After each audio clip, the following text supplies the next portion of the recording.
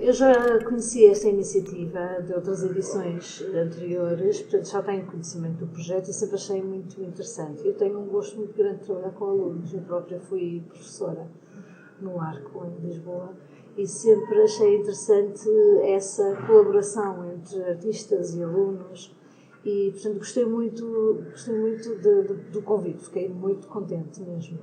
Depois, o tipo de proposta que me fizeram, portanto, não foi uma proposta livre, no sentido em que eu chegava a um lugar e ia preencher o lugar ou apresentar propostas para o lugar.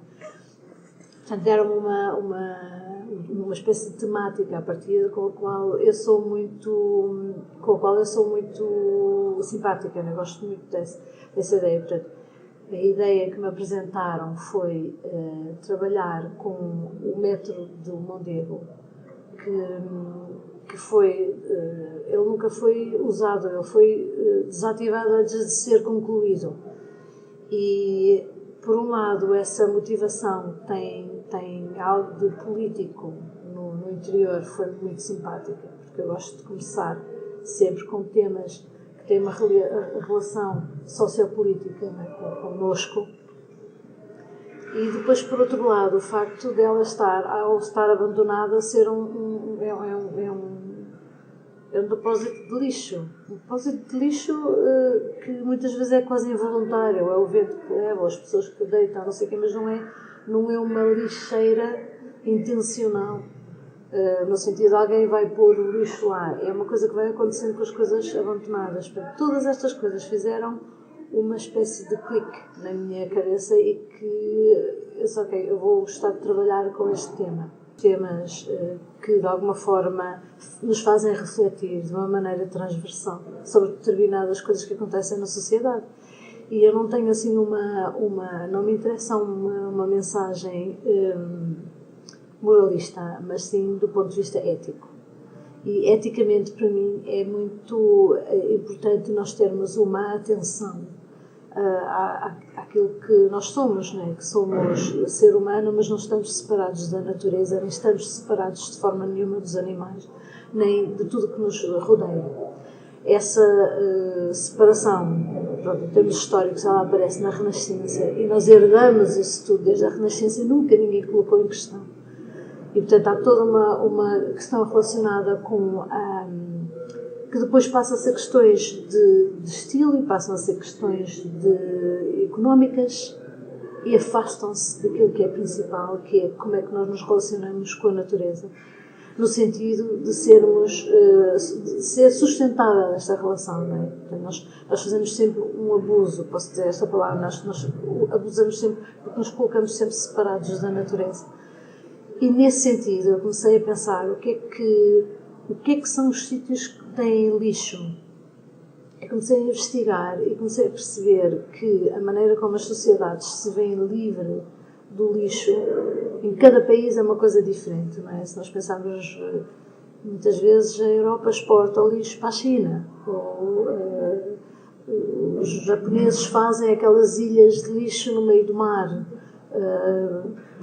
Cada país lida com o lixo de uma forma diferente. Nós em Portugal temos tido enormes problemas de lixo, porque ainda nem sequer fazemos separação de lixo em condições nas cidades todas, nem na própria Lisboa se faz separação, é uma ilusão. Nem sei como é que a Comunidade Europeia não nos dá enormes multas, porque nós não temos nem sequer, quer dizer, aprende-se na escola primária que tem que se fazer separação de lixo, mas depois em casa ninguém faz separação de lixo porque nós não temos como colocar o lixo. Temos uns míseros ecopontos que ninguém vai colocar as coisas, sei lá, deve ser 10% da população que faz isso porque é mais atenta. Portanto, não há nenhum esforço para isso. Então eu preciso fazer neste trabalho uma coisa que ainda por cima numa instituição que é uma universidade, quis fazer um trabalho que tivesse um pouco de quase uma espécie de chamada de atenção para um detalhe. E, portanto, o landfill é o nome que se dá em inglês para a lixeira.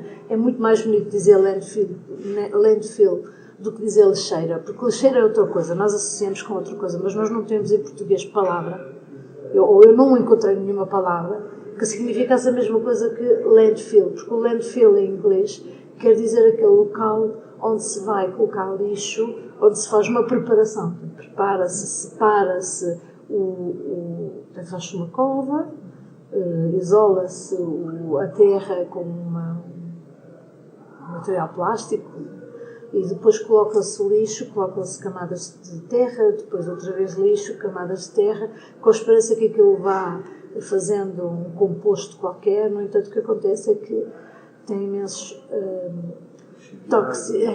toxinas, imensas radiações, porque o lixo não é diferenciado, não é? Se fôssemos muito rigorosos, podia-se fazer isso, mas de uma maneira um bocadinho mais diferenciada. Pronto, isto também coincide com uma coisa que é, eu estou a fazer um estudo neste momento sobre micélios, que são cogumelos, e a capacidade que os cogumelos têm de recuperar até inclusive produtos tóxicos. É uma ciência que está um pouquinho, está em franca evolução e que tem sido eterna esquecida, mas neste momento estão cada vez mais há estudos sobre como é que a primeira coisa que existe no mundo, né, que aparece no Big Bang, são esses cogumelos, esses micélios, e que a partir daí as primeiras bactérias que dão origem ao mundo, mas ao mesmo tempo eles dão origem ao mundo, mas eles também conseguem ter o poder de recuperar, porque eles literalmente comem terra, comem lixo, comem tudo, não é? Portanto, estou fascinada neste momento a estudar isso, e por isso também este trabalho acaba por ser em relação com essas minhas preocupações. A ideia de usar a barbotina e todos estes objetos que nós recolhemos, portanto, o landfill é um título, não é? Mas depois o que nós fizemos em termos pragmáticos foi recolher o lixo que encontrávamos nessa linha, fazer a classificação do lixo, porque é importante perceber o que é plástico, o que é. Tem a ver com isso do diferenciado e do indiferenciado, não é? Portanto, nós fizemos toda a classificação e depois passar por barbotina, para mim é um bocadinho a desconstrução dessa ideia do landfill, que é cobrir com terra, não é? Neste caso nós vamos cobrir um a um com barbotina, é terra líquida, é barro líquido, é aquilo que se chama a cola do barro, que é toda feita aqui, portanto, a maneira como nós trabalhamos aqui para esta peça é tudo manual, e isso é importante também, termos essa atenção. Depois, na maneira de colocar no espaço, ela já é indiferenciada, isso para mim é intencional. Ou seja, a maneira que classificamos, temos fotos do processo e fotografias e filmes do processo, mas depois também a maneira como eu coloco a peça no espaço, mergulho na barbotina e coloco indiferenciado, porque ela passa a ser uma espécie de puzzle, de peças que se vão construindo, encaixando e vão construindo uma mancha, não é? A ideia é ter uma mancha que nós podemos adivinhar as matérias, mas ela, em termos de cor, ela é indiferenciada. Quando eu digo esse encaixe, ela é um encaixe que obedece sempre eu tenho sempre dentro de mim uma ideia que é o que é o retrato vertical e o que é a paisagem horizontal, mas porque eu tenho uma formação muito clássica. E, portanto, cada vez que estou a trabalhar, eu tenho sempre presente esta ideia do vertical, que representamos uma coisa assim, depois temos o horizontal, que é o retrato, mas também é a terra, é a paisagem. Portanto, eu faço uma ligação dessas duas coisas na maneira que quando estou a construir. Por exemplo, se forem ver, tem uma coisa que nós identificamos imediatamente como garrafões de água, elas estão todos na vertical, mas depois eu tenho outros garrafões de água que estão completamente todos espalmados e estão todos na horizontal. Portanto, faz um jogo de forma, mas faz um jogo de sentido também, para mim. Eu achei importante, quando vi o espaço que tínhamos, eu vi que tínhamos umas salas pequeninas antes, e eu achei, ok, vamos colocar aqui todo o material que nós encontramos, classificá-lo aqui. E depois daqui nós levamos-lo para outra sala. E isto faz esta mudança de um lado para o outro. Primeiro envolve já vocês de uma maneira muito diferente. Depois eu tenho a certeza que muita gente que esteve associado ao projeto, hoje em dia olha para o lixo de outra forma, completamente diferente. Como eu já trabalhei muitas vezes com dejetos e coisas de restos, né? Sou muito atenta a isso. E depois, também, no momento em que ela passa para a sala da exposição, ela passa a ser, nós escolhemos objetos bonitos, objetos feios, não sei o quê, mas de facto estamos a trabalhar com lixo.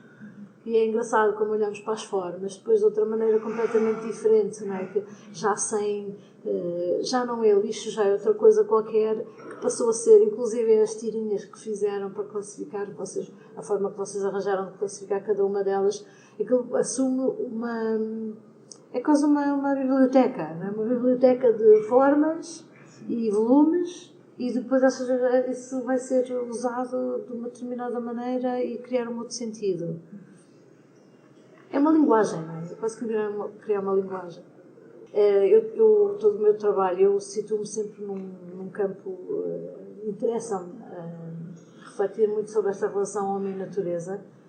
O homem enquanto interventor na natureza e transformador da natureza, mas depois também o reverso, não é? A natureza enquanto transformadora do homem. E esta relação de forças e de violenta, muitas vezes, interessa-me entender. E, por exemplo, há uns anos atrás interessava-me muito os jardins, porque eu comecei com a atenção do jardim. Eu própria fazia jardinagem, e quando posso faço, não é? Mas fazia muito mais antes. E, portanto, a ideia de fazer jardinagem de repente surge no trabalho de uma maneira transversal, não foi assim muito pensado, aconteceu. E de repente eu começo a perceber que os jardins, de facto, elas são uma manifestação da relação que nós temos com a natureza. Depois, a partir daí, eu estudei vários jardins, comecei a interessar-me também pela agricultura, estudei muitos métodos de controlar a natureza, inclusive fiz muitas coisas com o enxerto, os enxertos que se fazem nas árvores e nas rosas e várias espécies, com a intenção sempre de criar uma espécie nova. Portanto, substituímos a natureza. Eu fui sempre buscar essas ideias e essas metodologias, importava para o estúdio e no estúdio adaptava aquilo que podia ser uma escultura, um desenho.